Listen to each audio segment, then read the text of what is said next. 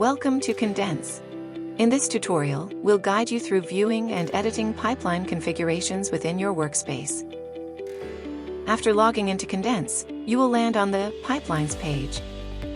Here, you'll see an overview of all pipelines and deployed connectors associated with your workspace. Select the connector whose configurations you'd like to view.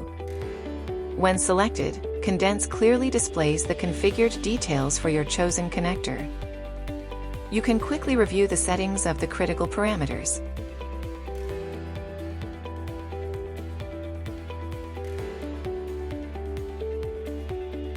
You can also view the logs for the selected connector by clicking on the play icon on the right-hand side of the page.